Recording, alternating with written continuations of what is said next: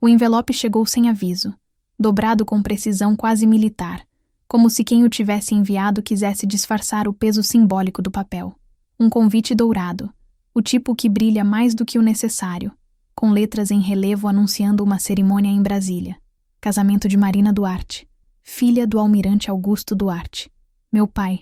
Era assim que o mundo o conhecia, e era assim que ele queria ser lembrado, como almirante, não como pai. Olhei para aquele nome impresso e senti um gosto metálico na boca, a mesma sensação que eu tinha quando o frio do amanhecer cortava minha pele nos treinamentos da Academia Naval. Só que aquilo, diferente do vento, não endurecia o corpo, corroía por dentro. Demorei quase 1 hora para decidir abrir o envelope. O cartão era bonito, pesado, impecável. Temos a honra de convidar Vossa Senhoria para o casamento de nossa filha Marina com o tenente Felipe Moraes. O texto formal, impessoal, sem um traço de afeto, me atingiu mais do que se tivesse sido escrito à mão. Não havia um "queremos você conosco". Não havia sequer a ilusão de inclusão. Apenas o dever social de não parecer o que sempre fomos. Uma família dividida por vergonha. Eu me sentei na escrivaninha do alojamento e fiquei olhando o brasão da Marinha pendurado na parede. Anos atrás, aquele símbolo era o que me fazia respirar quando tudo parecia impossível. Agora, era o que me lembrava quem eu tinha me tornado, mesmo sem ninguém ter me dado a chance de ser parte de nada. Filha ilegítima de um almirante, rejeitada desde o nascimento, eu tinha aprendido a vencer em silêncio. Era o silêncio que me promovia, que me protegia e que me havia tornado comandante Helena Duarte, 36 anos, primeira mulher a liderar uma divisão tática de operações navais no Sudeste. O que meu pai jamais suportou foi isso. O fato de que o erro dele tinha se tornado o meu motor. A lembrança dele sempre vinha fragmentada, como as ondas que se quebram antes de alcançar a praia. Eu me lembrava de vozes abafadas, de portas fechadas às pressas, de minha mãe chorando no banheiro enquanto eu fingia dormir. Ela nunca disse o nome dele em voz alta quando eu era criança. Apenas seu pai. Quando finalmente o conheci, eu tinha 18 anos e estava de uniforme branco. Ele me olhou como quem reconhece um fantasma. Você cresceu, foi o que disse. E foi tudo. A partir dali, entendi o que crescer significava para ele. Saber o seu lugar. O convite para o casamento da filha legítima era a lembrança cruel desse lugar. Ainda assim, eu iria. Não por orgulho, nem por vaidade, mas por necessidade. Havia uma parte de mim que precisava encarar aquele homem. E o olhar vazio dele, uma última vez. Eu não queria aplausos. Não queria aceitação. Queria apenas a confirmação de que ele nunca teve o poder de me definir. Na noite anterior à viagem, abri o armário e encarei 2 uniformes. O de gala, branco impecável, e o traje civil que usava para eventos sociais. Por instinto, peguei o segundo.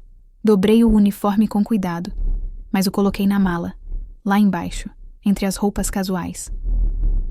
Eu sabia que não usaria, mas também sabia que não podia deixá-lo para trás. Era a minha segunda pele, meu escudo invisível. O voo para Brasília foi silencioso. No reflexo da janela, eu via meu rosto imóvel, os cabelos presos num coque rigoroso, o olhar treinado para não trair emoções. Pensei em minha mãe, morta há 6 anos. Ela teria me dito para não ir. Eles não merecem seu tempo, Helena. Mas o tempo era justamente o que eu precisava fechar. E certas feridas, se não são olhadas de frente, continuam sangrando mesmo depois da cicatrização. Ao chegar no hotel reservado para convidados, fui recebida por uma recepcionista sorridente que me entregou um envelope com o número do quarto e um cartão de boas-vindas assinado por Marina. Ficamos felizes com sua presença, comandante Duarte. A formalidade me fez rir por dentro. Eles nunca me chamaram de Duarte em família. Agora usavam o sobrenome como quem quer exibir uma medalha que não conquistou. No espelho do quarto, me vi inteira e, pela primeira vez, percebi o quanto a farda havia me moldado. O corpo ereto, o olhar firme, o controle absoluto de cada gesto. Era essa mulher que eu levaria para aquele casamento, não a menina escondida atrás da vergonha dos outros. Passei o resto da noite em silêncio, olhando as luzes da esplanada pela janela, lembrando da primeira vez que pilotei um helicóptero militar sobre aquele mesmo céu. Lá de cima, tudo parecia pequeno, inclusive a dor. Na manhã do casamento, vesti um vestido azul marinho discreto, sem exageros, com o broche da marinha preso no lado esquerdo do peito, um símbolo sutil, quase imperceptível, mas que para mim pesava mais que qualquer joia. Peguei um táxi até o local, uma chácara luxuosa, repleta de carros de oficiais e autoridades. Reconheci alguns rostos que já tinham me visto em reuniões de alto escalão, mas que provavelmente não faziam ideia da ligação entre mim e o anfitrião. Quando pisei no gramado, o som do quarteto de cordas se misturava ao murmúrio das conversas educadas. As mesas estavam dispostas em fileiras perfeitas, e no centro, como uma peça de teatro, estava ele, o homem que me deu o sangue e me negou o nome, o almirante Augusto, aposentado, mas ainda imponente, com a postura de quem acha que o mundo o deve reverência. Nossos olhos se cruzaram por um instante, e vi algo ali que não era surpresa, era incômodo. Ele não esperava que eu fosse. Eu apenas sorri, um sorriso contido, militar. Caminhei até uma das mesas laterais e permaneci de pé, observando. Alguns convidados se entreolhavam, cochichavam. Um deles, um capitão reformado que já tinha servido comigo, me cumprimentou com respeito e me ofereceu lugar. Eu recusei. Não tinha vindo para me misturar. Tinha vindo para ver. A cerimônia começou pontualmente. Marina desceu o corredor sorrindo, linda, vestida de branco. Por um segundo, senti algo parecido com ternura. Era minha meia-irmã, afinal, e nenhuma das nossas dores era culpa dela. O padre falou sobre amor, sobre laços e sobre o significado da palavra família. Palavras bonitas, usadas demais por gente que nunca soube o que elas realmente significam. Quando os votos terminaram, o almirante subiu ao microfone para o brinde. Segurava a taça com a mesma firmeza com que segurava a vida, sem nunca deixar escapar o controle.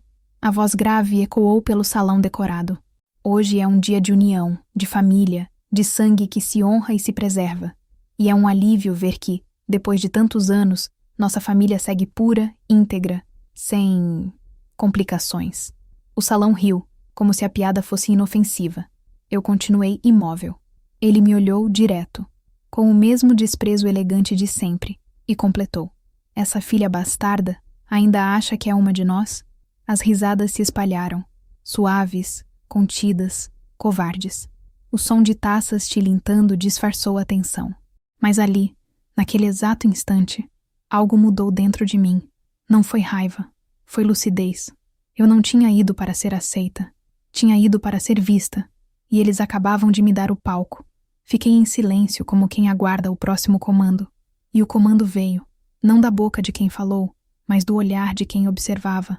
O padrinho, um homem que já tinha servido sob minha liderança em uma missão de resgate no Atlântico, levantou-se devagar, endireitou o corpo, virou-se para mim e prestou continência. Silêncio total. Um por um, outros oficiais o seguiram.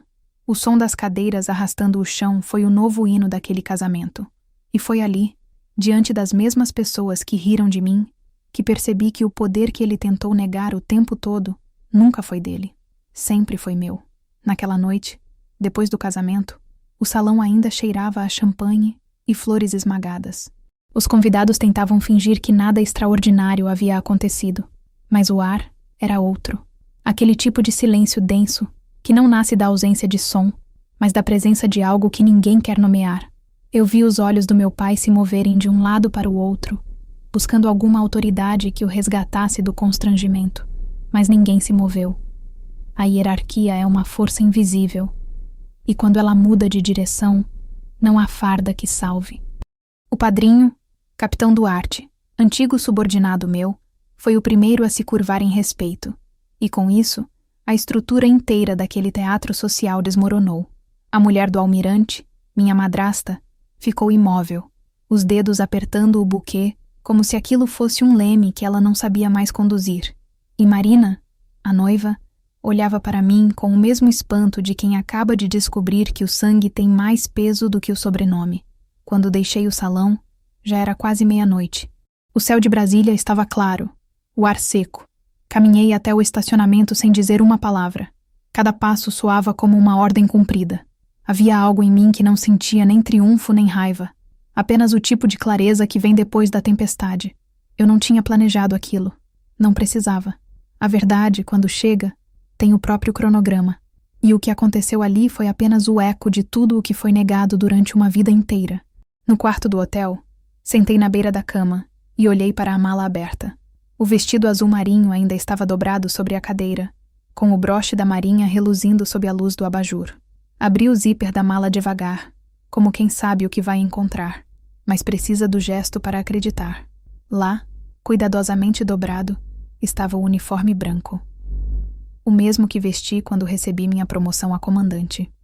O mesmo que nunca ousei usar perto da família, porque até o brilho das condecorações parecia provocar neles um tipo específico de ódio, aquele que nasce quando o sucesso do outro é um espelho para a própria mediocridade. Passei a mão pelo tecido e fechei os olhos. Eu me lembrava de cada mancha de sal, de cada noite de tempestade em que esse uniforme parecia pesar 1 tonelada sobre meu corpo. Mas era ele que me protegia. Eu o lavei em mares revoltos, o vesti em cerimônias que pareciam frias, o dobrei em alojamentos de base após missões de resgate, que ninguém fora do quartel jamais entenderia. E agora, ele estava ali, escondido na mala de uma mulher que ainda precisava se defender de sua própria história. Meu pai nunca suportou ver esse uniforme. Da primeira vez que o viu, durante uma cerimônia oficial em Itaguaí, ele me observou de longe, sem se aproximar. Depois, me mandou um e-mail, curto, sem saudação. Evite confusões públicas. A família Duarte não precisa de exposição. Eu li, sorri e arquivei. O mesmo homem que construiu a própria carreira sobre medalhas e manchetes tinha medo de ser visto ao lado da filha que alcançou o topo sem a ajuda dele. Passei a noite acordada, olhando pela janela o reflexo distante das luzes do Planalto. Brasília sempre me pareceu uma cidade feita de fachadas. Tudo bonito, polido, simétrico, mas vazio no centro. E naquela noite, percebi que era exatamente assim que eu via meu pai. Uma arquitetura impecável construída sobre terreno falso. No dia seguinte, quando o sol começou a clarear, vesti o uniforme. Não por vaidade, por ritual. O tecido frio contra a pele me lembrou de quem eu era fora daquelas paredes sociais. Com as mãos firmes, ajeitei o colarinho, prendi o cabelo e olhei meu reflexo. A mulher que me encarava era a soma de todas as batalhas que travou sem testemunhas. Nenhuma maquiagem poderia esconder a dureza dos olhos, nem o leve tremor das mãos que aprenderam a dar ordens antes de aprenderem a pedir afeto. Desci para o saguão do hotel e senti os olhares se voltarem curiosos. Brasília conhece seus uniformes. Ali, cada estrela no ombro carrega um peso político. Fui até o balcão, devolvi a chave do quarto e pedi para que entregassem um envelope ao almirante Duarte. A funcionária hesitou. Eu apenas sorri. Ele saberá quem enviou. No envelope havia apenas uma fotografia. Eu, de uniforme, recebendo a medalha do mérito naval das mãos do ministro da Defesa. No verso, uma frase escrita à mão. O sangue que você negou correu mais longe do que o seu.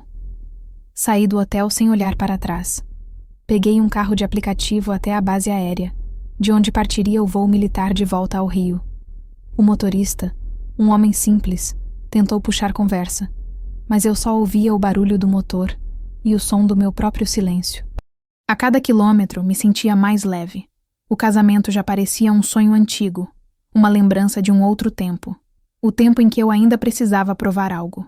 No aeroporto, antes de embarcar, vi uma manchete em uma televisão ligada na sala de espera. Nova comandante assume divisão de logística naval no Sudeste. Era sobre mim. Ninguém ali sabia, mas aquela notícia simbolizava mais do que uma nomeação. Era o fim de uma linhagem de exclusão.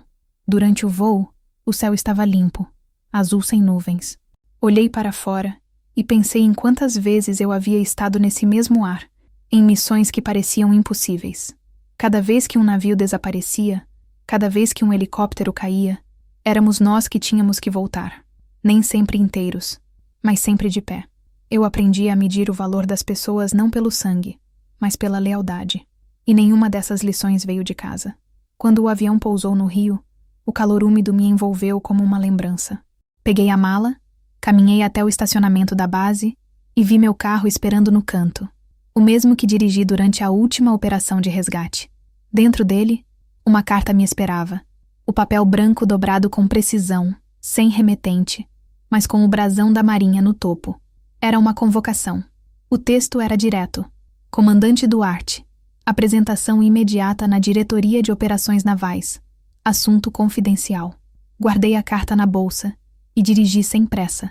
O uniforme ainda me cobria, e a cada farol percebia olhares curiosos, em parte por respeito, em parte por desconhecimento. A presença de uma mulher de alta patente ainda causava desconforto em alguns. Era como se minha existência lembrasse o mundo de que hierarquia não é monopólio masculino. Cheguei ao quartel, estacionei no pátio e entrei. O som das botas contra o piso polido ecoava, preciso, ritmado. O sargento da recepção se levantou de imediato e prestou continência. Eu retribuí e pedi para anunciar minha chegada. Minutos depois, fui conduzida à sala do diretor de operações, o vice-almirante Figueiredo, um homem que conhecia minha trajetória desde o início. Comandante Duarte, ele começou em tom formal, mas com algo diferente no olhar. Sua atuação nas últimas missões e seu histórico impecável foram avaliados pelo alto comando. Houve tentativa de interferência externa em seu processo de promoção. Tentativa frustrada. Eu não perguntei de quem. Não precisei, ele continuou. A senhora foi confirmada para assumir o comando integral da Divisão de Operações Estratégicas. Parabéns. Agradeci com um aceno firme, sem emoção aparente. Mas por dentro, senti o peso de 20 anos de silêncio se transformando em metal sólido. Não de armas, mas de honra. Ao sair da sala, o sol do meio-dia me atingiu com força. O reflexo da luz nas estrelas do meu ombro parecia me lembrar que, às vezes, o sangue não é herança, é destino. E aquele que negam acaba encontrando o próprio caminho para provar que sempre foi legítimo. Mais tarde, no alojamento, tirei o uniforme com o mesmo cuidado com que o vesti. Dobrei-o e o guardei no armário. Mas dessa vez, não por vergonha. Guardei como quem encerra um capítulo, porque eu sabia que o próximo passo viria em breve, e que o nome Duarte, o mesmo que ele tentou esconder, logo apareceria onde ele menos queria ver. Naquela noite, antes de dormir, pensei em minha mãe. Imaginei-a sorrindo, não por vingança, mas por alívio. Ela dizia que a verdade sempre vem à tona, como o óleo no mar. Pode tentar afundar, mas acaba subindo. E ali, deitada sob o som distante das sirenes e do mar batendo no cais, percebi que o sangue que eles negaram nunca foi maldição. Era bússola. E agora, finalmente, apontava para o norte. Os dias seguintes ao casamento passaram como uma ressaca moral que teima em não ir embora. Eu voltei ao trabalho como se nada tivesse acontecido, mas os ecos daquela noite ainda reverberavam dentro de mim. O tilintar das taças, o riso abafado, a voz do meu pai atravessando o ar como um golpe calculado. Na Marinha, aprendi a lidar com todo tipo de tempestade, de ondas, de fogo, de decisões. Mas há uma categoria de guerra que nenhum treinamento ensina: a guerra do silêncio. E era essa que eu travava agora. No quartel, as coisas seguiam o ritmo habitual. Reuniões, relatórios, protocolos. O mar, mesmo invisível dali, continuava sendo o centro de tudo. Eu coordenava uma equipe de 27 militares sob minha responsabilidade direta, e cada um deles sabia que comigo não havia improviso nem desculpas. Era uma rotina precisa, medida, quase matemática. E ainda assim, algo havia mudado. Não no ambiente, mas em mim. Na manhã de terça-feira, entre uma conferência e outra, o suboficial Rocha entrou em minha sala e colocou sobre a mesa uma pasta com relatórios de desempenho. Comandante, disse, em tom neutro. O almirante Duarte entrou em contato com a diretoria. Ele evitou olhar diretamente para mim. Eu soube, antes mesmo de abrir a pasta, que aquilo não era coincidência. Meu pai tentava mais uma vez exercer o poder que acreditava ser eterno, a influência herdada, o sobrenome como senha. Mas o tempo já tinha mudado. O mundo militar ainda respeitava a hierarquia, sim, mas agora respeitava também os méritos. E mérito era tudo o que ele nunca pôde me tirar. A pasta continha uma cópia de um ofício interno, datado do dia anterior ao casamento, solicitando uma reavaliação de elegibilidade de comando para a comandante Helena Duarte em razão de potenciais conflitos familiares envolvendo o nome da força. Eu li devagar, saboreando o veneno de cada palavra. Era elegante, discreto e, ao mesmo tempo, ofensivo. Uma tentativa de sugerir que eu era um risco político, que minha origem manchava a reputação da instituição. Sorri. Um sorriso contido, quase imperceptível, mas que dentro de mim soava como uma explosão. Ele ainda tentava me apagar. Mesmo depois de tudo, mesmo depois de ver um salão inteiro se levantar em minha honra. Mas dessa vez ele não estava lidando com a menina que chorava atrás da porta do banheiro, enquanto ouvia os adultos discutirem sobre vergonha. Ele estava lidando com uma comandante. Respirei fundo, fechei a pasta e disse: Rocha, encaminhe isso ao jurídico interno. Peça parecer sobre uso indevido de hierarquia em solicitações de caráter pessoal. Ele assentiu, quase aliviado. Eu sempre fui direta, mas havia algo novo na minha voz. Algo que misturava ironia com controle. A partir daquele momento, eu sabia que não precisava levantar a voz. O silêncio já bastava para causar ruído. À tarde, o clima no refeitório era outro. Conversas sussurradas, olhares de canto, risadas abafadas. Um grupo de oficiais recém-promovidos comentava sobre boatos de influência familiar. Eu passei perto deles, bandeja na mão, e o som das vozes morreu imediatamente. Não era a primeira vez que acontecia.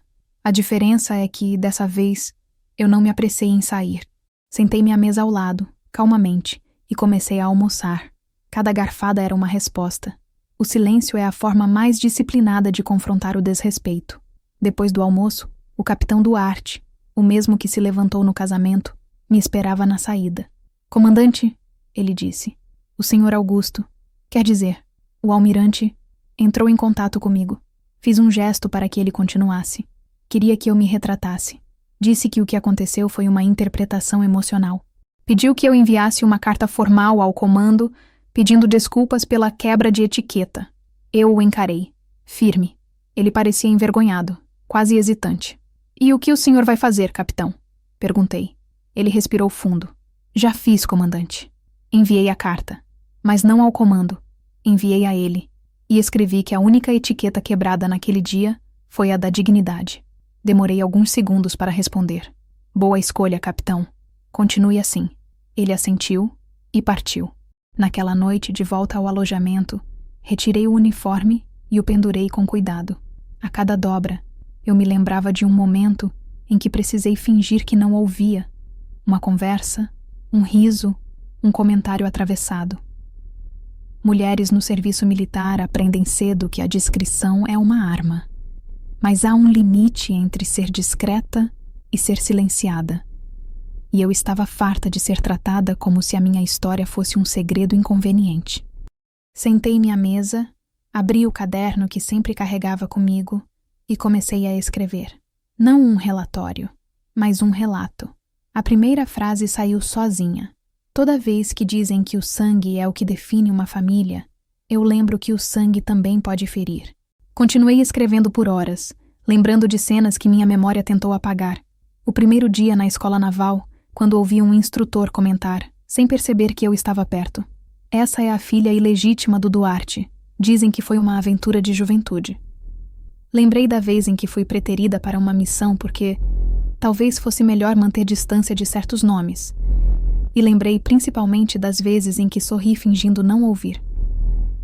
Mas naquela altura, fingir não ouvir já era parte da estratégia.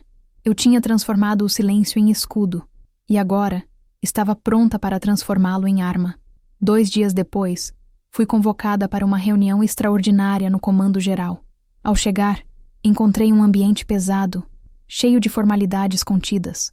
À mesa estavam 3 oficiais de alta patente, todos superiores diretos do meu pai na época em que ele ainda estava na ativa. O vice-almirante Figueiredo me cumprimentou com um aperto de mão firme e indicou a cadeira à frente. Comandante Duarte, recebemos um documento vindo do gabinete do almirante Augusto. A senhora tem algo a declarar sobre o conteúdo?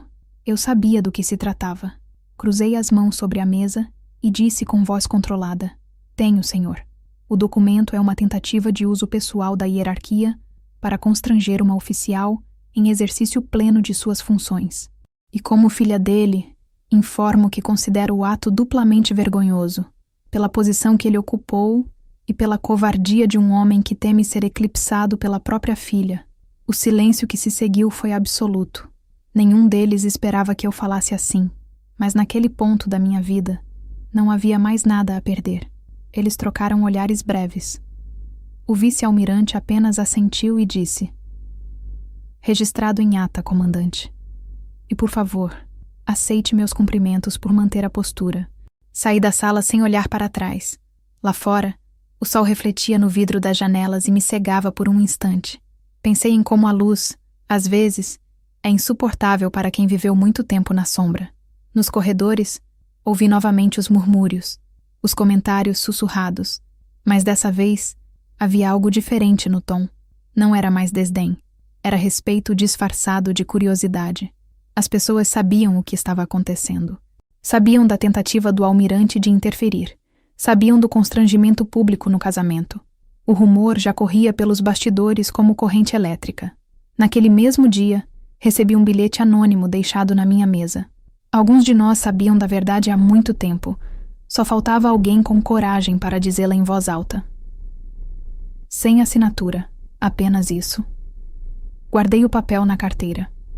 Na madrugada que se seguiu, sonhei com o mar. Mas não o mar calmo das fotos de turismo, o mar em fúria, o que engole e devolve. Eu estava em um convés, sozinha, enfrentando uma tempestade.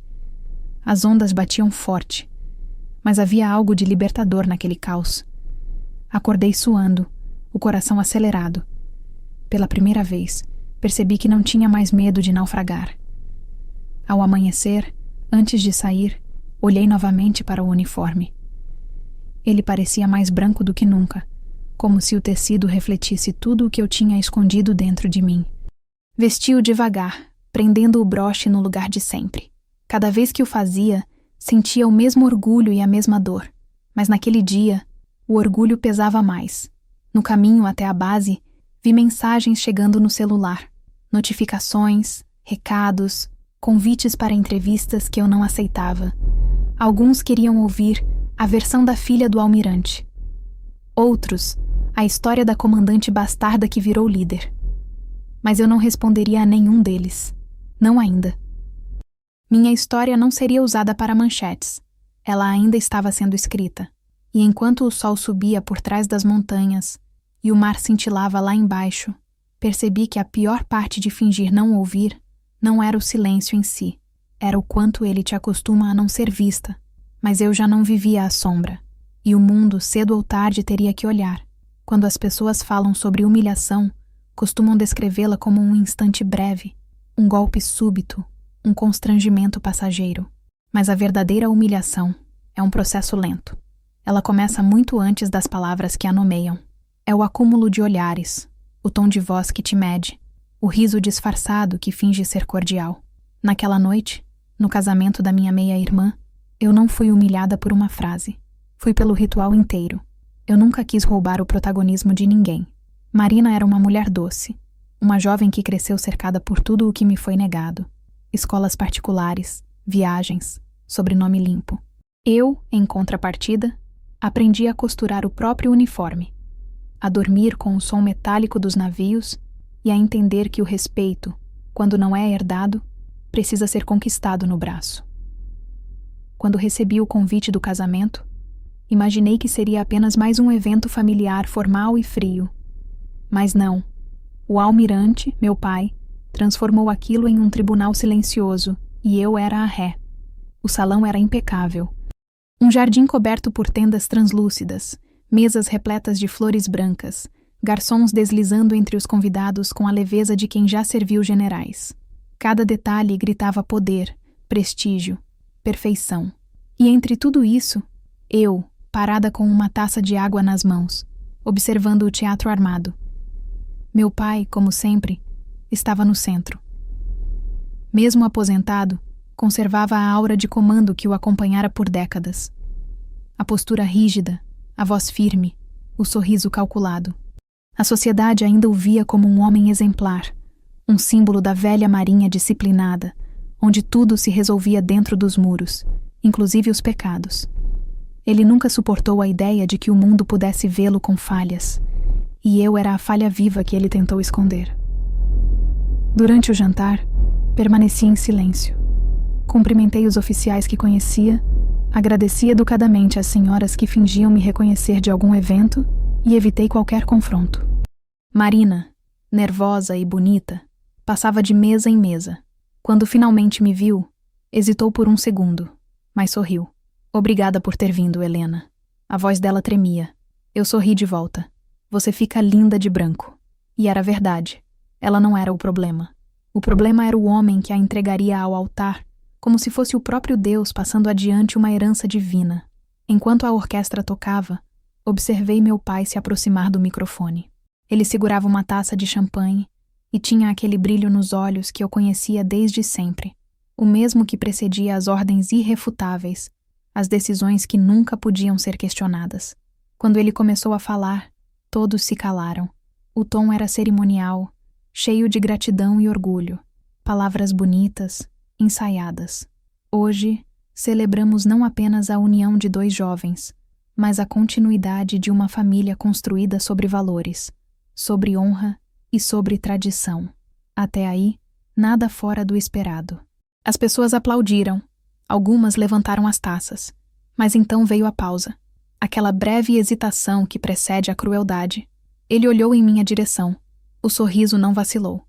E é reconfortante, disse, ver que, apesar de alguns equívocos do passado, o destino nos mantém unidos como uma família pura, íntegra, sem manchas. O silêncio foi imediato. Não porque as pessoas não entenderam, mas porque entenderam demais. O termo manchas ficou suspenso no ar, pesado, indecoroso. Eu continuei imóvel, olhando fixamente para ele. E ele, como quem saboreia a própria audácia, concluiu: essa filha bastarda ainda acha que é uma de nós. A risada veio, contida, educada, mas suficiente. Eu senti o chão balançar levemente, não por fraqueza, mas por indignação contida. O mesmo homem que construiu sua carreira falando sobre honra, agora a usava para me desonrar publicamente. Era o tipo de veneno que não mata, mas contamina. O tipo de violência que não deixa marcas visíveis, mas corrói a alma de dentro para fora. Não respondi. Não movi um músculo. Os convidados se entreolharam, nervosos, como soldados que percebem que o comandante deu a ordem errada. O silêncio começou a doer. Foi quando algo inesperado aconteceu. O padrinho se levantou. O capitão Duarte, meu antigo subordinado. Ele olhou para mim com serenidade e prestou continência. O gesto foi discreto, mas carregava mais autoridade do que todas as palavras ditas naquela noite. O som das cadeiras sendo arrastadas ecoou pelo salão. Outros oficiais seguiram o gesto, um a um, até que o barulho das taças e dos murmúrios se transformou em algo parecido com um juramento silencioso. As esposas, confusas, tentavam entender o que estava acontecendo. Meu pai, pálido, ainda tentava manter o sorriso, mas a cor já tinha abandonado seu rosto. Eu permaneci parada, observando. Não chorei, não agradeci, não me curvei. A hierarquia havia falado, e ela não reconhecia a bastardia. Naquele instante, a farda invisível que eu sempre carreguei pesava mais do que todas as medalhas do meu pai. Quando o brinde terminou, ele desceu do palco sem olhar para mim. Marina estava ao lado dele, visivelmente constrangida. Tentei decifrar o que havia em seu olhar. Culpa, talvez. Ou medo de ser arrastada pelo turbilhão que ele havia criado. Não importava. O dano estava feito.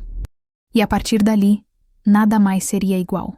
Mais tarde, já do lado de fora, o ar frio da noite me trouxe de volta à realidade. O jardim estava quase vazio. As luzes piscavam suavemente, e um grupo de garçons recolhia copos e guardanapos, como se limpassem vestígios de uma batalha. Peguei minha bolsa, respirei fundo e comecei a caminhar em direção à saída. No meio do caminho, ouvi passos atrás de mim. Era Marina. Helena, espera! A voz dela era um sussurro. Parei, mas não me virei. Eu não sabia que ele diria aquilo. Ela continuou. Ele me prometeu que não ia te expor. Ele bebeu. Demorei alguns segundos antes de responder. Ele não bebeu, Marina. Ele planejou.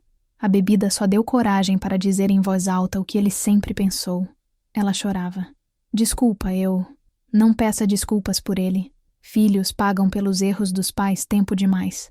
Deixei-a ali, em lágrimas, entre as flores desbotadas. O vento batia forte, levantando a barra do meu vestido, e por um segundo, pensei em como aquele frio era menos cruel do que o silêncio que eu suportei durante anos. No carro, abri o espelho retrovisor e olhei meu próprio reflexo. A mulher que me encarava era firme, mas cansada. Eu sabia que aquele episódio seria comentado em todos os círculos militares e sociais nos dias seguintes. As versões iriam se espalhar, cada uma distorcendo um pouco mais os fatos. Mas nenhuma delas mudaria o essencial. O homem que se orgulhava de ser sinônimo de disciplina tinha perdido o próprio respeito diante de seus pares. No dia seguinte, antes do sol nascer, eu já estava de uniforme. Tinha uma reunião marcada no comando regional. O rosto ainda estava inchado de sono, mas o olhar era o de quem já havia decidido algo importante. Peguei a mala, dobrei o vestido azul marinho e o guardei no fundo, como quem enterra um corpo. Enquanto dirigia para a base, o rádio tocava uma marcha antiga, dessas que lembram cerimônias de formatura. Sorri ao pensar na ironia. Quantas vezes aquele mesmo hino foi tocado em eventos presididos pelo meu pai?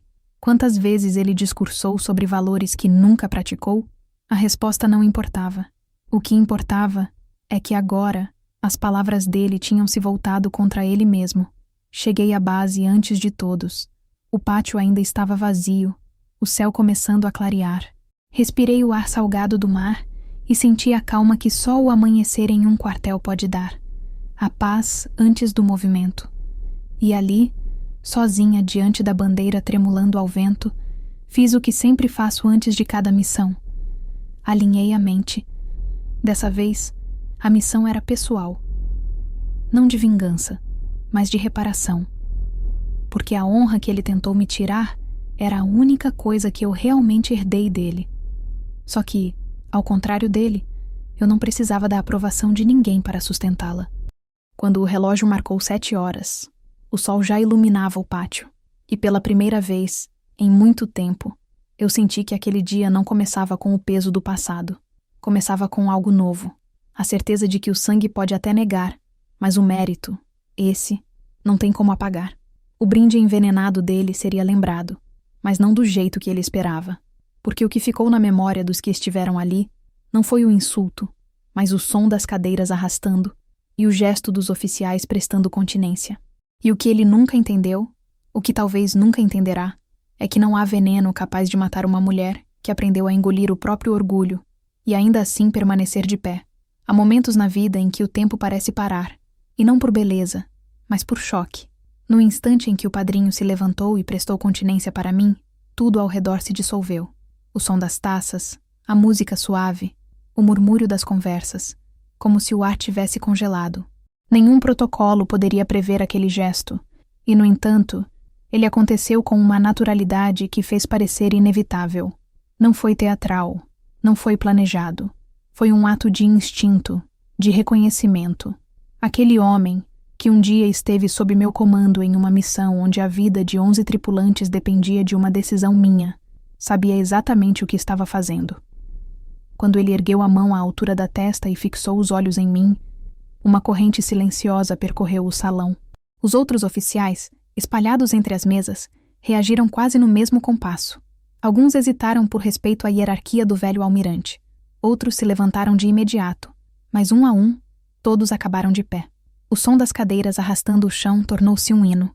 Não um hino cantado, mas sentido. As mulheres das mesas tentavam entender o que se passava, e os convidados civis, confusos, olhavam de um lado para o outro. O único que não se mexeu foi meu pai. Ele permaneceu sentado, pálido, a mão ainda segurando a taça que agora tremia levemente. O homem que um dia comandou navios e homens agora não tinha comando sequer sobre o próprio rosto. Sua expressão, antes firme e orgulhosa, se despedaçava em pequenos gestos involuntários. O maxilar travado, o olhar buscando alguma saída. E foi ali, naquele segundo congelado, que entendi a ironia de toda a cena. Eu não precisei dizer nada. Não precisei provar nada. O respeito que ele tentou negar a vida inteira me foi devolvido em silêncio. Não havia aplausos. Não havia palavras. Apenas um gesto. Universal, solene, definitivo. Eu senti um arrepio percorrer minhas costas. Não de emoção, mas de reconhecimento. Era como se o universo tivesse corrigido uma injustiça antiga diante de todos. Fiquei imóvel. Não sorri, não agradeci. Meu rosto era o mesmo que usei em missões de resgate sob tempestades, o mesmo com que dei ordens enquanto helicópteros pairavam sobre ondas de 15 metros. A disciplina não se aprende, ela se grava na pele. E naquele momento, minha calma era minha arma. Depois de alguns segundos que pareceram minutos, o primeiro a baixar a mão foi o capitão Duarte. Ele me olhou uma última vez, com um respeito silencioso, e voltou a sentar. Os demais o seguiram, lentamente. O ruído das cadeiras voltando ao lugar quebrou o feitiço. O som da orquestra retornou, mas estava deslocado, fora de ritmo, como se até a música tivesse perdido o compasso. Meu pai tentou se recompor, mas o estrago já estava feito. Eu vi quando ele passou a mão pelo rosto e murmurou algo para a esposa, que o olhava com um misto de pavor e vergonha. O brilho da autoridade o havia abandonado. Ele não era mais o almirante que inspirava obediência. Era apenas um homem confrontado pelo próprio passado. A partir dali, o resto da cerimônia aconteceu em piloto automático. O jantar prosseguiu. Os brindes continuaram, mas ninguém mais falava alto. As pessoas se moviam devagar, cuidadosas, como se qualquer palavra pudesse despertar de novo aquele fantasma do respeito perdido. Quando me aproximei da saída, notei olhares curiosos, respeitosos, até emocionados. Nenhum deles ousou me dirigir a palavra. Eu passei entre eles como um corte preciso. Lá fora, o vento de Brasília batia frio. O céu, coberto por nuvens, parecia pesar sobre os telhados do salão. Caminhei até o estacionamento sem pressa. Cada passo era uma liberação. Atrás de mim, ouvi a voz abafada de Marina me chamando, mas não olhei para trás. Eu sabia que se o fizesse, talvez o autocontrole que me manteve ereta até ali desabasse. E eu não daria a ele esse prazer. No táxi, fechei os olhos. O motorista, um rapaz novo, perguntou se estava tudo bem. Está, respondi. E pela primeira vez em anos, aquela palavra não soou como uma mentira. Durante o trajeto até o hotel, minha mente revisitava cada detalhe. O olhar do capitão, o silêncio da multidão, o rosto pálido do meu pai. Eu me lembrava de mim mesma, menina, escondida atrás da cortina da casa da minha mãe, ouvindo os vizinhos cochicharem que o pai dela é um homem importante, mas não assume. A vergonha de não pertencer me acompanhou durante toda a infância como uma sombra.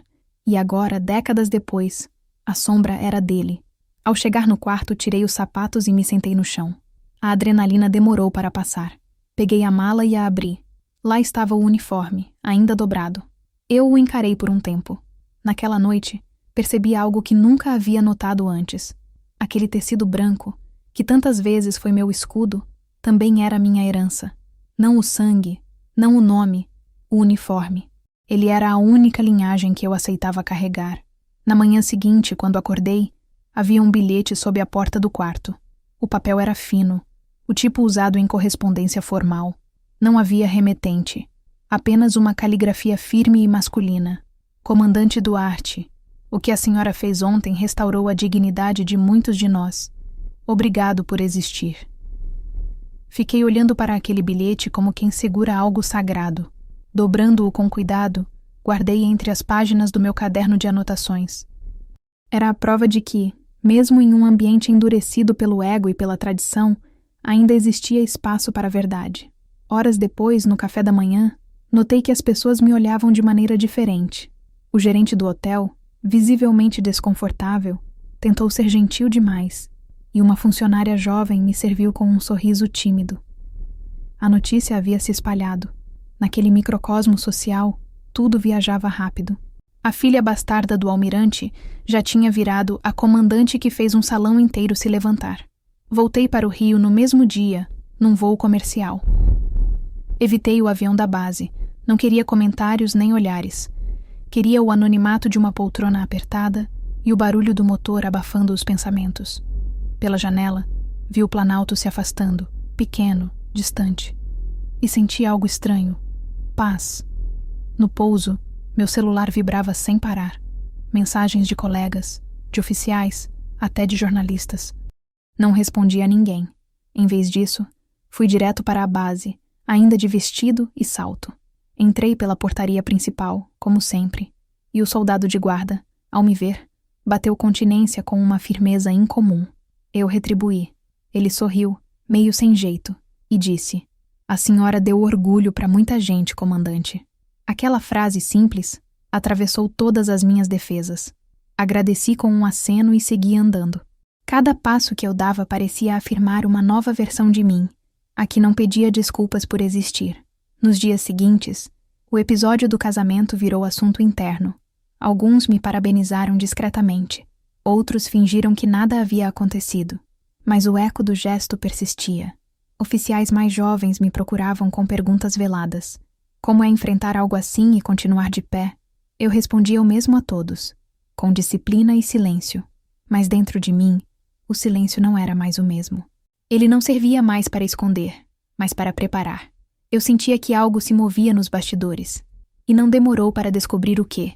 2 dias depois, durante uma reunião na diretoria de operações, recebi um comunicado sigiloso. Minha indicação para assumir o comando de uma divisão tática havia sido aprovada por unanimidade. Um cargo que, até então, meu pai havia prometido ao genro, o noivo da noite anterior. A ironia era quase poética. Olhei para o documento e senti um leve tremor nas mãos. Não era nervosismo, era gratidão. O mundo girava finalmente do lado certo. Naquela tarde, antes de sair, escrevi uma mensagem curta para o capitão Duarte. Obrigada pelo gesto. O silêncio de ontem ecoou mais alto do que qualquer palavra. Ele respondeu minutos depois. Comandante, não foi silêncio, foi respeito. Fechei o celular, respirei fundo e olhei pela janela do gabinete. O mar estava calmo. O sol se espalhava sobre as ondas. Pensei em como tudo, na vida, tem marés. Algumas te levam, outras te devolvem. E há aquelas raras que, ao recuarem, deixam à mostra o que sempre esteve ali. A verdade. Naquela noite, enquanto o quartel adormecia e as luzes se apagavam uma a uma, fiquei sentada em silêncio absoluto. Não por medo, mas por reverência. A força, a justiça, a mulher que eu precisei me tornar para que aquele momento existisse. O homem que se levantou primeiro havia me devolvido mais do que dignidade. Ele me devolveu algo que meu pai nunca conseguiu me dar: pertencimento. E às vezes, é só isso que uma filha precisa para não se perder de si mesma. A notícia se espalhou antes que o sol nascesse completamente sobre Brasília. Ninguém soube dizer quem contou primeiro.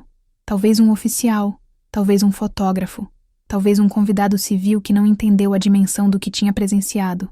Mas bastaram poucas horas para o gesto silencioso daquela noite se transformar em murmúrio, depois em rumor e, por fim, em manchete. O casamento que deveria consolidar a imagem pública do respeitável almirante Augusto Duarte se tornara, de repente, um símbolo de algo que ele não podia controlar: vergonha.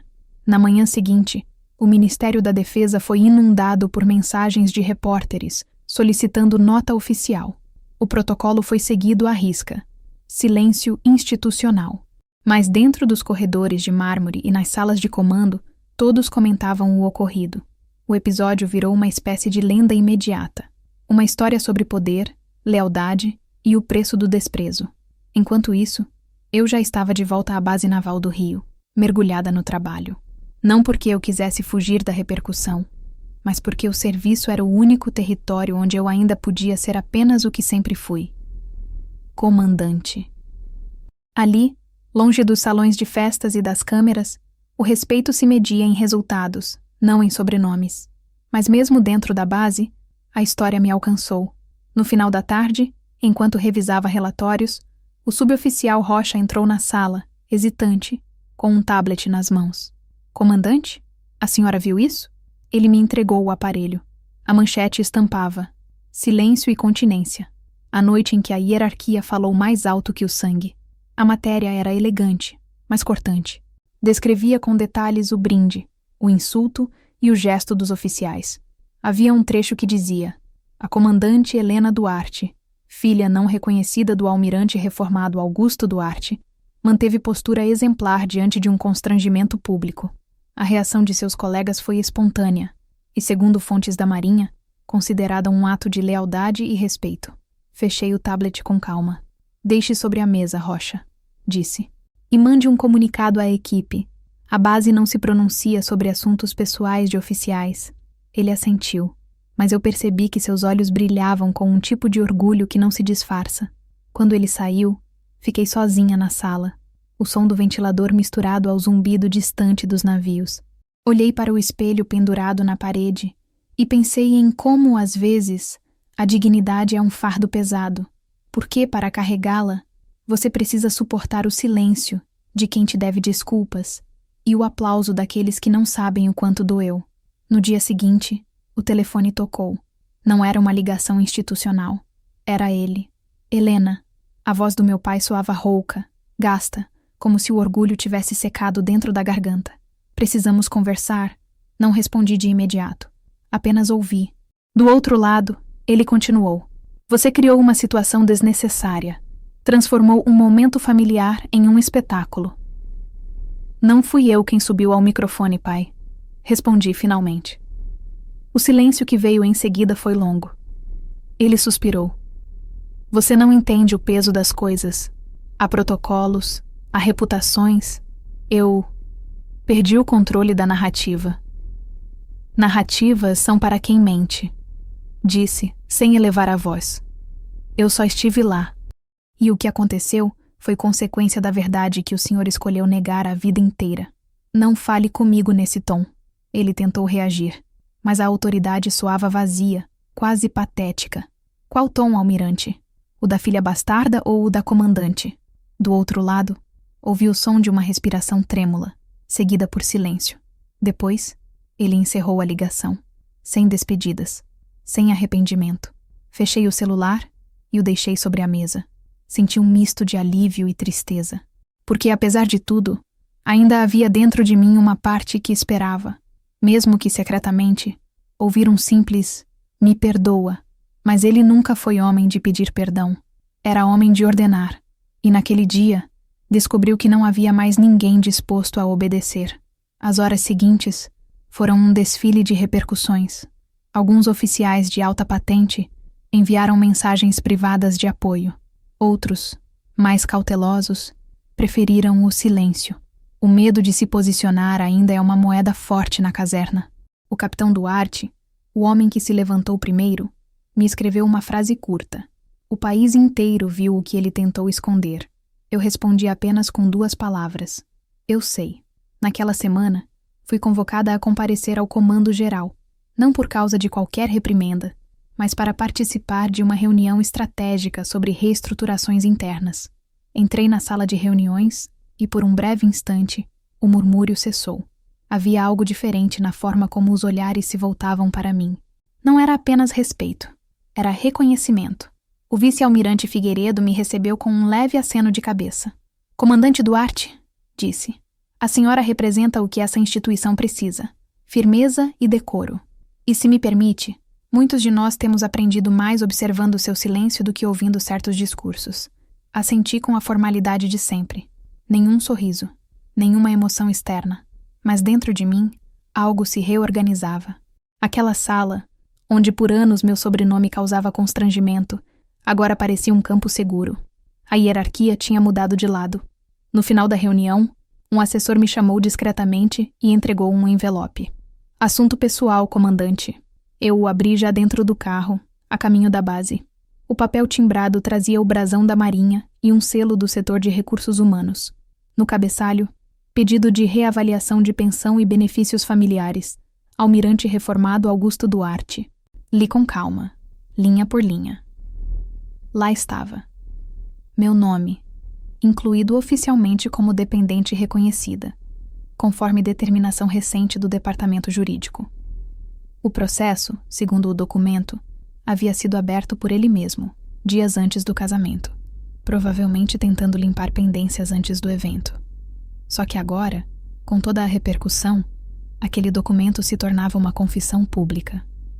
Ele tentara silenciar a mancha reconhecendo o sangue, mas era tarde demais. Dobrei o papel e o guardei na pasta. Eu sabia que aquele gesto, feito às pressas e por conveniência, não valia mais nada. O reconhecimento jurídico não apaga o desprezo emocional. Ele queria controlar a narrativa e acabou escrevendo, sem querer, o capítulo mais vergonhoso da própria biografia. À noite, quando cheguei ao alojamento, encontrei na portaria um envelope sem remetente. Dentro dele, uma fotografia, a mesma do casamento, capturada por algum convidado. Eu estava em pé, imóvel, e atrás de mim, o salão inteiro de oficiais de pé em continência. Meu pai, sentado, de cabeça baixa. Na parte de trás, alguém havia escrito com caneta azul: "Nem sempre o sangue define o comando." Sentei-me na cama e fiquei olhando aquela imagem por minutos. Aquela foto não era apenas um registro, era um símbolo. E como todos os símbolos, carregava um poder silencioso. 2 dias depois, enquanto eu supervisionava uma reunião de planejamento de resgate costeiro, o telefone do gabinete tocou novamente. A voz do vice-almirante Figueiredo soava mais grave que o habitual. "Comandante Duarte, o almirante Augusto foi afastado da diretoria honorária da Academia Naval. O conselho achou melhor. Não perguntei os motivos. Eu sabia. Nenhuma instituição gosta de associar sua imagem à palavra vergonha. E ele, o homem que sempre se orgulhou de sua reputação imaculada, agora via o próprio nome cercado por silêncio. No final daquele dia, sozinha em meu gabinete, olhei pela janela. O sol se punha sobre o mar, tingindo o horizonte de um laranja denso. Pensei em como o mundo é implacável com os que vivem de aparência, e como, às vezes, o que parece punição é apenas consequência. O pai pálido daquela noite não morreu, mas parte dele, sim. Morreu o homem que acreditava ser intocável. Morreu o mito. O que restou foi um velho tentando entender em que momento a sala mudou de lado, em que momento o respeito se transferiu para a mulher que ele tentou apagar. E, ironicamente, ele nunca entendeu que a resposta era simples. O respeito sempre esteve comigo. Ele só demorou a perceber porque passou a vida inteira olhando para o lugar errado. Na volta à base, o mar parecia diferente. Talvez fosse o mesmo de sempre. As ondas se movendo com precisão matemática, o cheiro de sal impregnando o ar, mas algo na forma como eu o via havia mudado. Eu não olhava mais o horizonte procurando respostas, e sim, confirmação. O que estava por vir não era mais incerteza, era consequência. Aquele uniforme, que durante anos eu havia vestido com a disciplina de quem cumpre uma missão, agora pesava como símbolo. Um símbolo que meu pai não podia mais controlar, e que o resto da instituição começava, finalmente, a compreender. O quartel estava quieto naquele amanhecer, as luzes dos postes ainda acesas, o pátio úmido do sereno. Cumprimentei o soldado da guarita, que endireitou a postura com um reflexo quase automático e prestou continência. Eu retribuí. Ele não sabia, mas aquele gesto, simples, cotidiano, era o lembrete de que respeito, quando verdadeiro, não precisa de aplauso. Ele nasce do que é visto, não do que é dito. Subi até meu gabinete com passos firmes. O corredor cheirava a metal polido e café requentado, o perfume dos dias comuns. Sobre a mesa, havia uma pilha de documentos aguardando despacho. Eu me sentei, respirei fundo e comecei a ler, página por página, mergulhando de novo na rotina. O som do relógio marcava os segundos como um metrônomo, e por alguns minutos tudo pareceu normal. Mas a normalidade, percebi, é o primeiro estágio da calmaria antes da notícia que muda tudo. E ela veio. Por volta das 10h30, o telefone interno tocou. Era o suboficial Rocha, com a voz contida. "Comandante, chegou uma mensagem urgente, do gabinete do Ministério da Defesa." "Encaminhe imediatamente", respondi. Minutos depois, o e-mail estava na tela do computador. O assunto: solicitação de parecer. Projeto de Comando Conjunto de Operações Costeiras. Mas, ao abrir o anexo, o que encontrei era outra coisa. Um arquivo confidencial, endereçado originalmente não a mim, mas ao almirante Augusto Duarte. Aparentemente, um erro de encaminhamento. O tipo de falha que a burocracia, às vezes, comete quando o destino já decidiu agir. O documento trazia a lista dos indicados para o novo programa de cooperação entre as forças. Era um projeto estratégico, de grande visibilidade, criado para preparar oficiais de alto escalão para missões conjuntas de defesa marítima e aérea. No topo da lista, destacado em azul, estava o nome do meu pai. Logo abaixo, em segundo lugar, o nome de um tenente-coronel Felipe Moraes, o genro dele, marido da minha meia-irmã Marina. Continuei descendo a tela sem pressa, até chegar ao final. O último nome era o meu. Comandante Helena Duarte. Observação: não recomendada por conflito familiar e exposição recente na imprensa. Fiquei imóvel por alguns segundos. O coração não acelerou. Pelo contrário, diminuiu o ritmo. Li novamente cada linha, tentando encontrar algum traço de hesitação no texto. Uma justificativa, uma ressalva. Algo que pudesse indicar que aquilo era apenas um erro de interpretação. Mas não. Era um corte deliberado, burocraticamente elegante, carimbado com o selo do próprio gabinete ministerial. E foi então que percebi a ironia mais cruel. Ele havia tentado me silenciar mais uma vez, usando o mesmo sistema que eu havia jurado servir. Só que dessa vez, não haveria silêncio. Peguei o telefone. Rocha, traga-me a pasta do projeto de intercâmbio internacional e a cópia da portaria número 27A. Imediatamente, comandante. Enquanto esperava, caminhei até a janela. O mar refletia a luz do sol como uma lâmina infinita. A brisa que entrava pela fresta da veneziana trazia o cheiro das docas e o som das gaivotas. Ali, entre o sal e o vento, me veio a lembrança de uma frase que meu instrutor disse quando eu ainda era cadete. O mar nunca mente, comandante. Ele só devolve o que é lançado. Naquele momento, percebi o que precisava fazer. Rocha voltou com os documentos e os colocou sobre a mesa. Abri o envelope e folheei até encontrar o que procurava. O parecer interno que autorizava a minha recomendação anterior para o mesmo cargo, assinado ironicamente pelo próprio almirante Duarte, 2 anos antes de sua aposentadoria. Ele me havia indicado formalmente por mérito. Eu tinha o documento, carimbado e arquivado, provando que até ele, em algum momento, reconheceu o que agora tentava negar. Com calma, redigi uma carta. 2 páginas.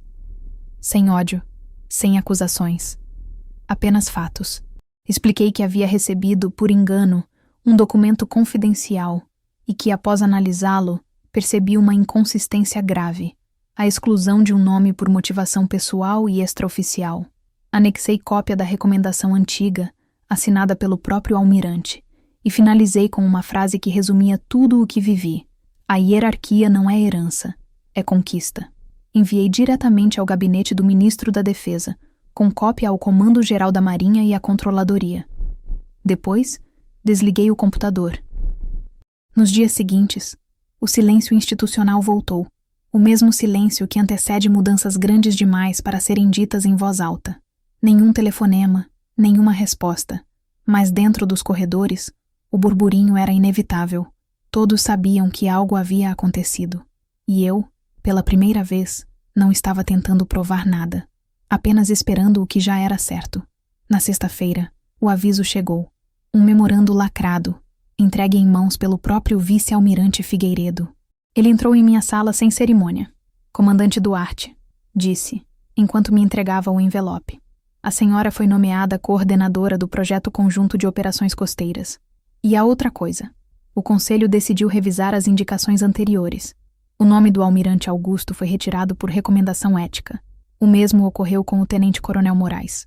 Demorei alguns segundos para processar. Ele continuou. Parece que a verdade encontrou seu caminho. Não respondi de imediato. Apenas olhei para o envelope, com o brasão dourado reluzindo sob a luz do teto. Obrigada, senhor. Disse finalmente. Ele assentiu. Foi merecido, Duarte. E se me permite, às vezes, o destino só precisa de um pequeno empurrão. Talvez esse e-mail errado tenha sido isso. Quando ele saiu, fiquei sozinha novamente. O vento vindo da janela fazia as cortinas se moverem suavemente. Segurei o documento nas mãos por alguns segundos antes de abri-lo. Lá estava. Nomeação confirmada. Comandante Helena Duarte designada para o cargo de coordenação geral. As letras pareciam vibrar, mas não era o cargo em si que importava. Era o que ele representava. Aquele papel não apenas me promovia, me libertava. Horas depois, sentei na varanda do alojamento e assisti ao pôr do sol. O céu estava manchado de vermelho e dourado, e o som distante dos navios ecoava como um lembrete de tudo o que me trouxe até ali. Pensei em minha mãe, no quanto ela lutou para me ensinar que dignidade é o tipo de farda que ninguém te tira. E pensei nele, o homem que, em nome da própria imagem, escolheu a vergonha pública ao invés da humildade privada. Naquela mesma noite, Recebi uma nova mensagem no celular. Era de um número desconhecido. Helena, não era para ter sido assim. Eu só quis proteger o nome da família. Demorei longos minutos antes de responder. E quando o fiz, escrevi apenas uma linha. A família que você tentou proteger já se protegeu de você. Enviei. Silêncio. Não houve resposta. E eu não esperava nenhuma. Na manhã seguinte, voltei ao quartel. Os oficiais me cumprimentavam com respeito. Os olhares já não eram curiosos. Eram firmes. A sala que um dia me viu como um incômodo, agora se erguia em silêncio quando eu passava. A sala, mais uma vez, havia mudado de lado. E ali, naquele pátio cheio de sol e cheiro de ferro, percebi que a mensagem que não devia ter chegado, aquele e-mail acidental, não foi um erro. Foi o último golpe do destino corrigindo o que o sangue bagunçou. Afinal, alguns e-mails mudam cargos, outros mudam vidas. As engrenagens da Marinha se movem devagar, mas quando decidem girar, não há força que as detenha. Na semana seguinte à nomeação, os rumores se transformaram em protocolo. O que começou como um erro de encaminhamento virou processo. Uma auditoria interna foi aberta para apurar as irregularidades nas indicações do Programa Conjunto de Operações Costeiras. O comunicado veio em linguagem fria, burocrática, como todo documento militar. Mas eu lia nas entrelinhas o que realmente significava. A instituição finalmente estava olhando para o que sempre fingiu não ver. O nome dele estava lá, em letras maiúsculas. Almirante Reformado Augusto Duarte. Não como homenageado, não como referência, como investigado. Ao lado, a justificativa. Suspeita de tentativa de influência indevida em processo administrativo de promoção e nomeação de oficiais. Era a primeira vez que eu via, em papel timbrado, a hierarquia institucional reconhecer aquilo que eu vivi na carne. O peso simbólico era imenso. Durante décadas, o poder dele foi tratado como uma muralha intocável. Agora, essa muralha tinha rachaduras. E as rachaduras, no poder, são como no casco de um navio. Começam pequenas, mas um dia fazem a água entrar. Fui convocada a prestar depoimento. Quando recebi a intimação interna, confesso que hesitei. Não por medo, mas por respeito àquilo que o uniforme representa. Eu sabia que minha fala seria reproduzida, analisada, gravada em ata. E que, de certa forma, cada palavra minha definiria o tom da história dali em diante.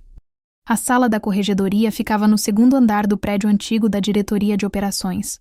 Um lugar silencioso, frio, cheirando a papel novo e ar-condicionado mal regulado. 3 oficiais me aguardavam. Nenhum deles me olhava com curiosidade. Olhavam com atenção.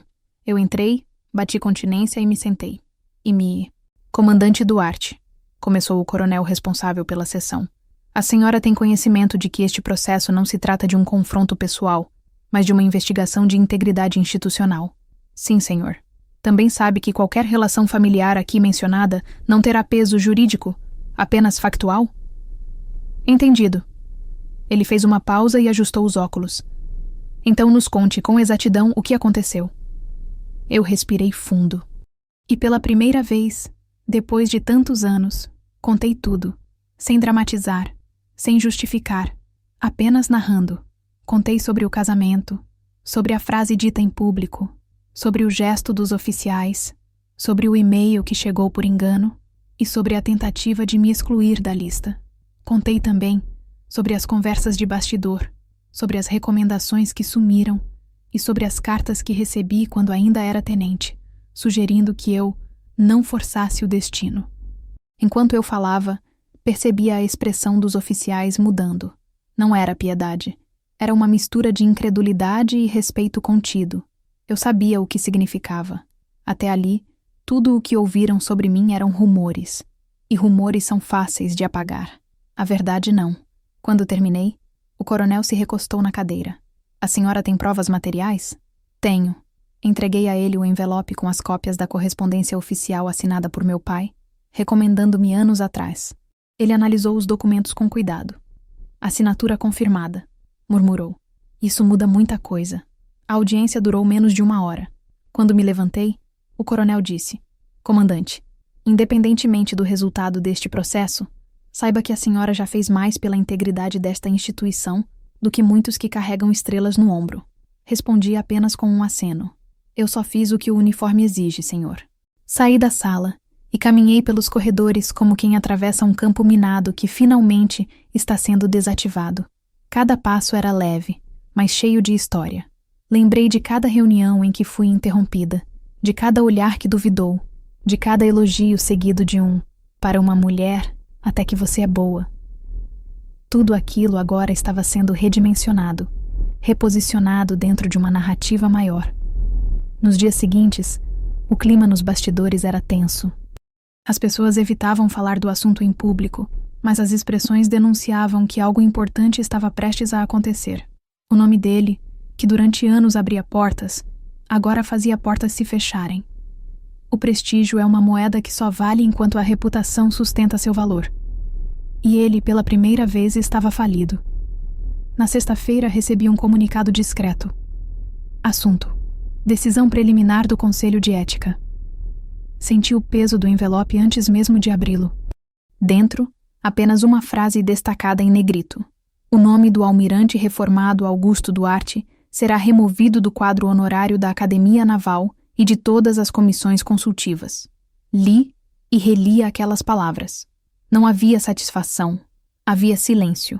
A justiça, quando é verdadeira, não grita. Apenas acontece. No mesmo envelope, havia uma segunda página. Considerando o desempenho e a conduta irrepreensível da comandante Helena Duarte, o Conselho recomenda sua inclusão no Comitê de Ética e Treinamento de Liderança Feminina da Marinha. Sentei-me devagar. A mão ainda segurava o papel, mas o pensamento já estava longe. Aquilo significava mais do que um cargo. Era um marco. Uma mulher, filha de um escândalo, agora definindo padrões de integridade dentro da mesma instituição que um dia a julgou indigna de usar o sobrenome. O mar se via da janela, ondas curtas, espumando sob o vento da tarde. Por um instante, fechei os olhos e imaginei minha mãe, lá atrás, na pequena casa em Itajaí, me dizendo: "Helena, o que é teu vai te achar, mesmo que demore." Ela estava certa, mas a história ainda não havia terminado. No dia seguinte, recebi um e-mail do capitão Duarte, o mesmo homem que se levantou primeiro no casamento. "Comandante, o conselho enviou o parecer à imprensa. Vão publicar oficialmente amanhã. O nome dele caiu da lista. O seu ficou." A mensagem era curta, mas o impacto era profundo. Aquela frase, "o nome dele caiu da lista, o seu ficou", ecoou em mim como um selo final. Era mais do que vitória. Era reparação. À noite sentei na cama do alojamento, o uniforme dobrado ao lado. Olhei minhas mãos, as mesmas que já seguraram cordas em alto mar, que assinaram ordens, que levantaram corpos de marinheiros feridos. Eram mãos marcadas, mas firmes. E percebi que, de todas as batalhas que travei, aquela era a mais silenciosa e a mais difícil, porque lutar contra o inimigo é simples. Lutar contra a sombra do próprio sangue é o tipo de guerra que não tem mapa. Nos dias que se seguiram, começaram a chegar mensagens de oficiais que eu nem conhecia, mulheres jovens, recém-ingressas, dizendo que o que aconteceu as inspirava. Uma escreveu: "Eu quase desisti na primeira semana, mas a senhora me fez acreditar que dá para ficar." Outra disse: "Meu pai também tentou me tirar da força. Agora eu sei que não estou sozinha." Li cada uma delas com o cuidado de quem lê cartas escritas com esperança. Guardei todas numa pasta com o nome Ecos. Era isso que elas eram. Ecos. Sons que nascem de um grito inicial e continuam se propagando muito tempo depois que a voz cala. E enquanto o mundo comentava o escândalo do almirante caído, eu continuava indo à base todos os dias, cumprindo horários, revisando relatórios, mantendo a rotina. A diferença é que, agora, ninguém mais me olhava com o filtro do escândalo. Olhavam com respeito. E isso, para mim, era mais valioso do que qualquer manchete. No fim daquela semana, recebi a visita inesperada do vice-almirante Figueiredo. Ele entrou na sala sem escolta, como quem vem não para dar ordens, mas para conversar. "Comandante Duarte", disse ele, "a Marinha precisa de símbolos. O problema é que, por muito tempo, escolhemos os errados. O seu pai representou uma era de prestígio. A senhora representa uma era de mérito. E é essa que queremos daqui para frente." Eu o ouvi em silêncio. Quando ele terminou, respondi apenas: "Eu só quero que as próximas não precisem pagar o preço que eu paguei." Ele assentiu. "E é por isso que está aqui." Depois que ele saiu, Olhei novamente para o horizonte. A maré estava mudando, e pela primeira vez, eu não tinha medo de ir com ela. O nome dele havia caído da lista, mas o que ele nunca entendeu, e talvez jamais entenda, é que no fundo, o que realmente caiu não foi o nome, foi o mito. Não fui eu quem procurou a imprensa. Foi ela quem me encontrou. Desde o início da investigação, jornalistas rondavam a base, esperando alguma declaração. Eu me mantive em silêncio. Mas quando o parecer do Conselho de Ética foi publicado oficialmente, retirando o nome do almirante Augusto Duarte de todos os quadros honorários, o silêncio começou a se tornar ruído. Era como se o país inteiro estivesse sussurrando uma história incompleta. E, de repente, todos quisessem ouvir o resto da frase. O convite veio de uma jornalista que eu respeitava, Marina Costa, apresentadora de um programa de entrevistas conhecido por não se perder em escândalos, mas em humanidade. A mensagem era simples. Comandante Duarte, acredito que sua história ultrapassa a esfera militar. É uma história sobre verdade. Gostaria de ouvi-la. Pensei por 2 dias antes de responder. Eu não precisava de exposição. Já tinha tido o bastante. Mas havia algo em seu tom. Ela não queria manchete.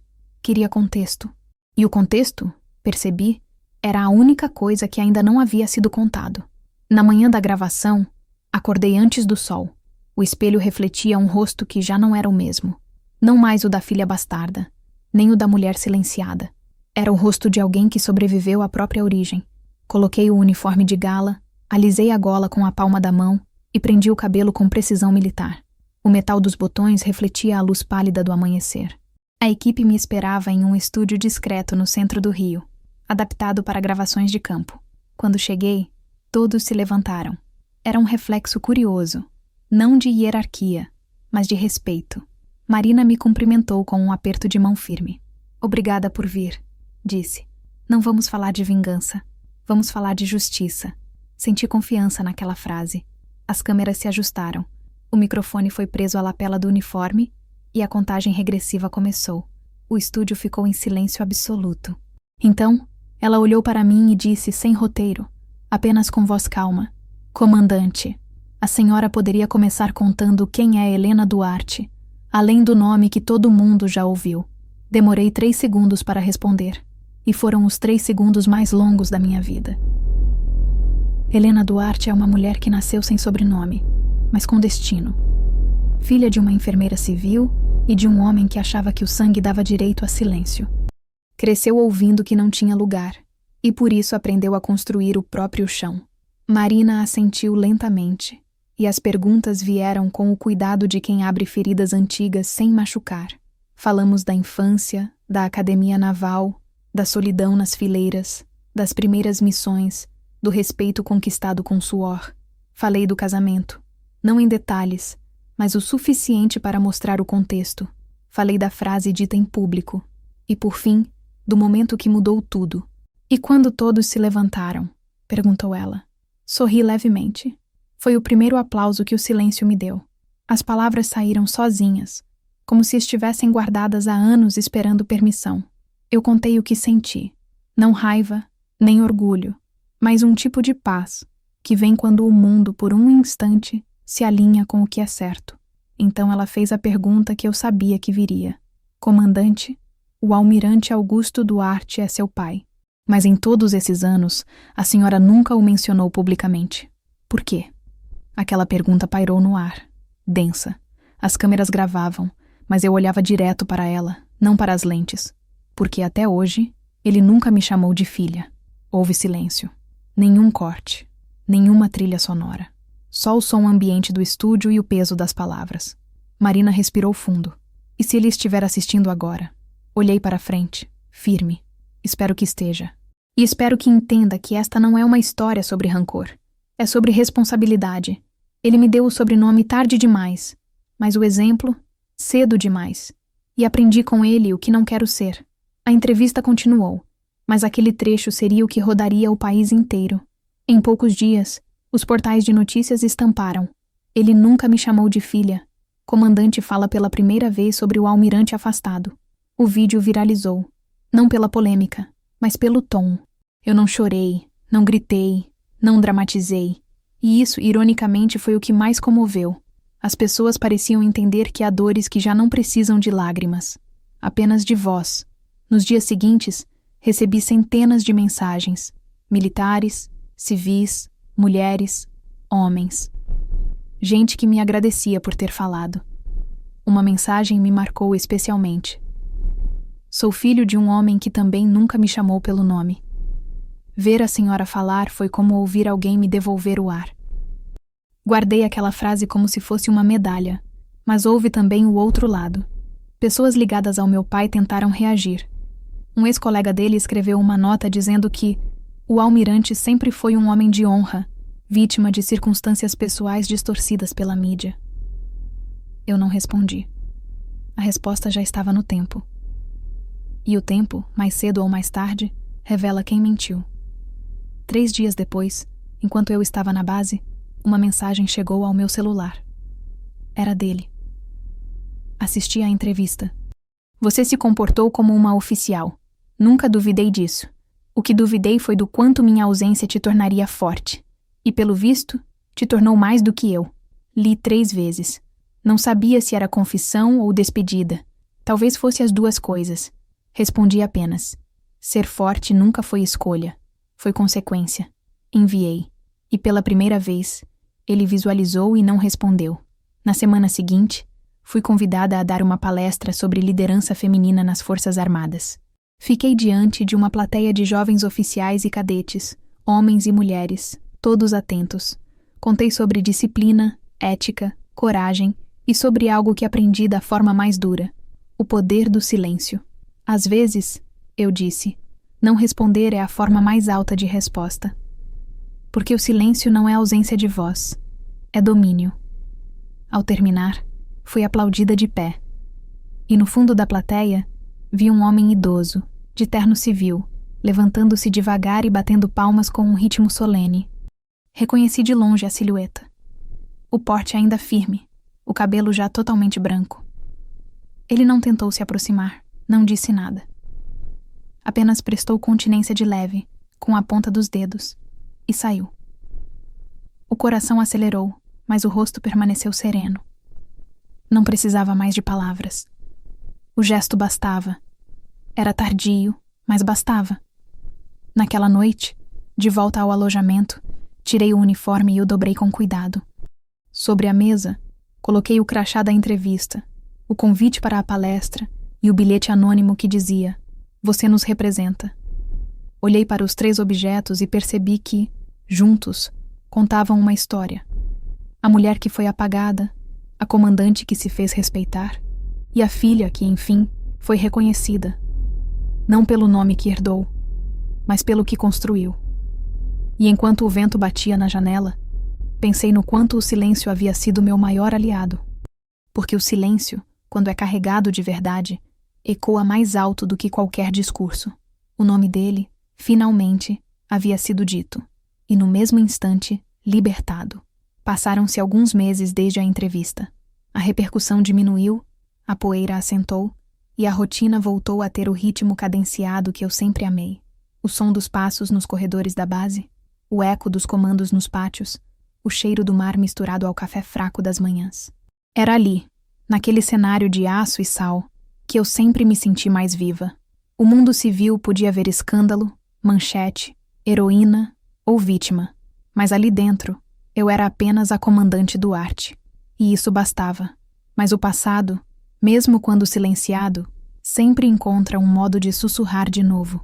Naquela manhã de sexta-feira, o carteiro da base me entregou um envelope cor creme, sem carimbo oficial. Apenas meu nome, escrito à mão, com uma caligrafia firme e antiga. Reconheci de imediato. O A, desenhado com excesso de orgulho. A letra do homem que me ensinou sem querer que o amor pode ser hierárquico demais para se parecer com amor. Abri devagar. Dentro, um convite impresso em papel grosso.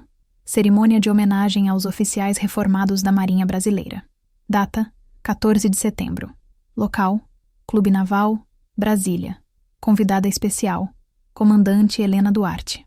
Abaixo, uma observação escrita à caneta. Gostaria que viesse. Há brindes que só fazem sentido se compartilhados. Li e fechei o envelope. Fiquei em silêncio por longos minutos.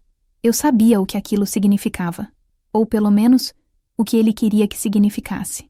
O velho almirante, agora afastado de todas as funções honorárias, buscava um último gesto público, talvez para selar o arrependimento que a vida inteira adiou. Eu, porém, não sabia se ainda havia algo a ser selado.